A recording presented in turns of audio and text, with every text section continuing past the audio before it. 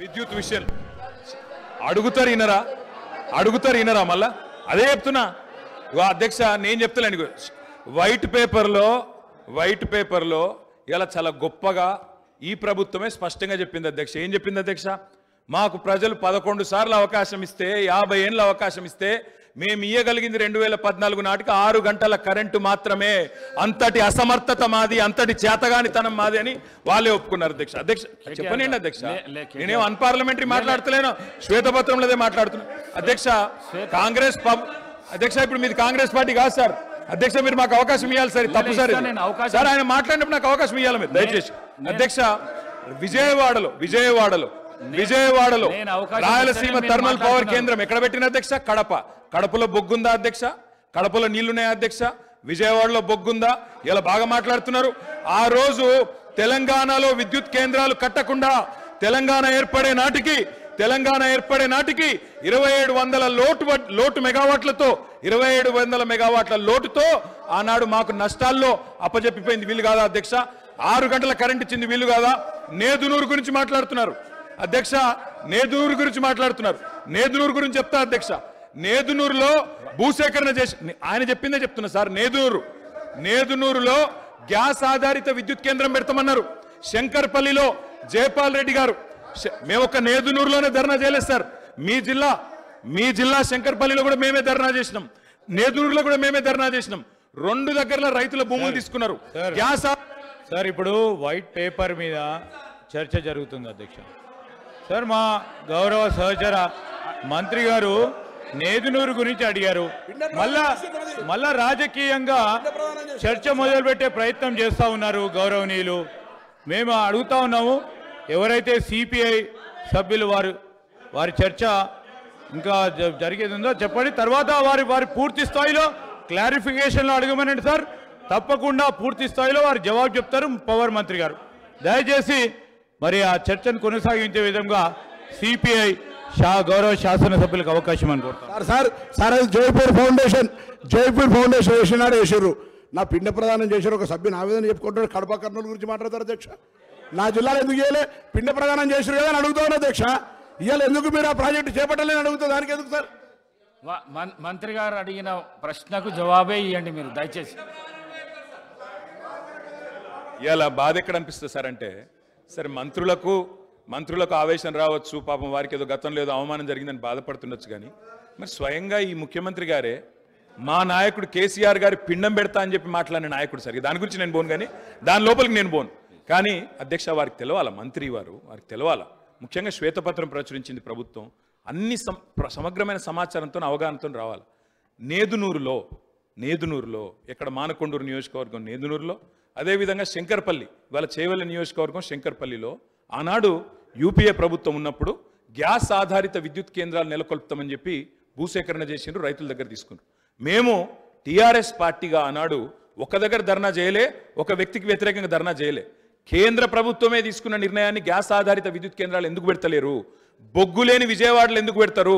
బొగ్గు నీళ్లు లేని రాయలసీమలు ఎందుకు పెడతారు? మా కాడ ఎందుకు పెట్టరు అని ఆనాడు తెలంగాణ ప్రయోజనాల కోసం తప్పకుండా తెలంగాణ బిడ్డలుగా తెలంగాణ రాష్ట్రాన్ని సాధించిన పార్టీగా కొట్లాడినాం, గట్టి కొట్లాడినాం. అధ్యక్ష నేను ఒకటే అడుగుతా ఉన్నా, గౌరవ మంత్రి గారికి అవగాహన ఉండాలా. ఈ దేశంలో ఎక్కడన్నా గ్యాస్ ఆధారిత విద్యుత్ కేంద్రం సఫలమైందా? నేదునూరులో గ్యాస్ అలొకేషన్ అయ్యిందా? ఏదో అక్కడ హాట్ స్పాట్స్గా భూములు తెచ్చిండ్రు, ఏదో క్లియరెన్స్ అన్నారు, పారేసిపోయిండ్రు తప్ప ఆనాడు యూపీఏలో జయపాల్ రెడ్డి గారు స్వయంగా పెట్రోలియం శాఖ మంత్రిగా ఉండే గ్యాస్ అలొకేషన్ చేయలే. గ్యాస్ అలొకేషన్ చేయలేదు కాబట్టే ఆ 2 ప్రాజెక్టులు టేకాఫ్ కాలేదు. నేను మంత్రి గారిని కోరుతా ఉన్నా, ఇప్పుడు టేకప్ చేయండి. ప్రభుత్వం మీది. నేదునూరులో పెట్టండి, శంకర్పల్లిలో పెట్టండి, తప్పకుండా పెట్టి ఇప్పుడు హామీ ఇవ్వాలా. ప్రభుత్వం కమిట్మెంట్ ఇవ్వాలా. గౌరవ డిప్యూటీ సీఎం గారు హామీ ఇస్తారని చెప్పి కూడా నమ్ముతా ఉన్నా. ఇంకొక మాట కూడా అధ్యక్ష, ఇవాళ ముఖ్యమంత్రి గారు చాలా మాటలు మాట్లాడినారు. ఒక మాట మాత్రం నేను చెప్తా అధ్యక్ష. ఇవాళ నోటికొచ్చినట్టు అక్బరుద్దీన్ ఓవైసీ గారు మాట్లాడుతుంటే వారిని అవమానిస్తారు, ఇక్కడ మేము మాట్లాడితే మమ్మల్ని అవమానిస్తారు. సార్ కూనమనేని సాంబశివ గారు సార్ ఒక నిమిషం సార్. మా భారతీయ జనతా పార్టీ పేరు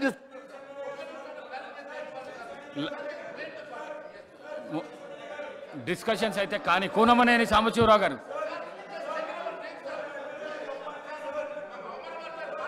ఇస్తా.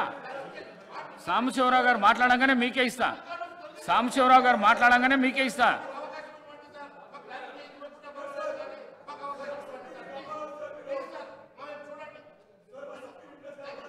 మాట్లాడండి మహేశ్వర్ రెడ్డి గారు. సార్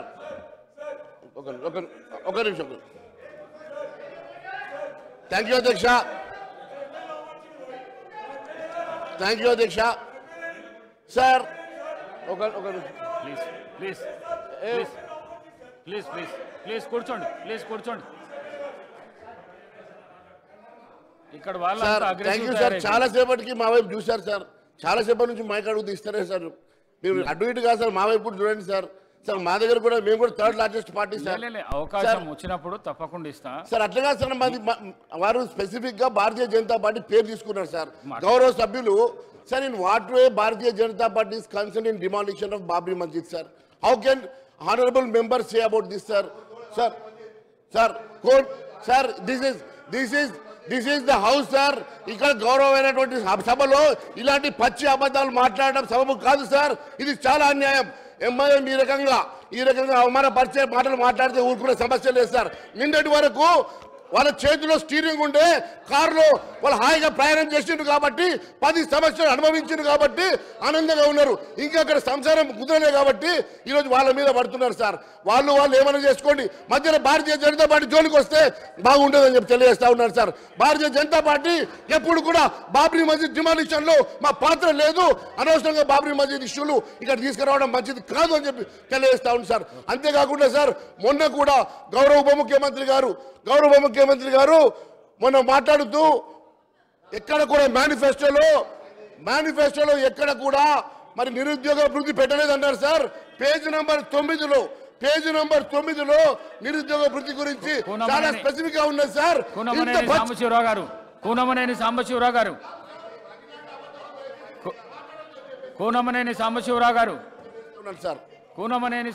గారు అధ్యక్ష, ప్లీజ్ కూర్చోండి. ప్లీజ్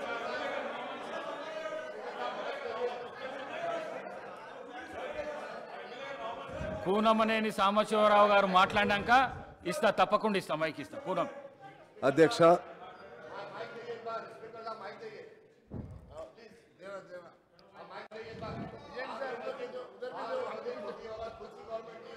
మీకు ధన్యవాదాలు.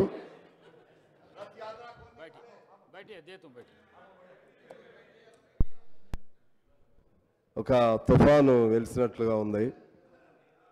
మాలాంటి వాళ్ళకి అదేమనంటే సభ్యులు సంఖ్య ఇటువంటి చెప్తూ ఉంటారు. ఒక్కళ్ళైనా సరే ఇక్కడ అందరూ సమాన హక్కులే ఉంటాయి.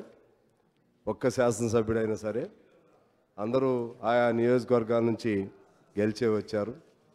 కానీ చాలా సరే, మరలా నేను డైవర్షన్ అని మీరు అనుకోవద్దు అధ్యక్ష.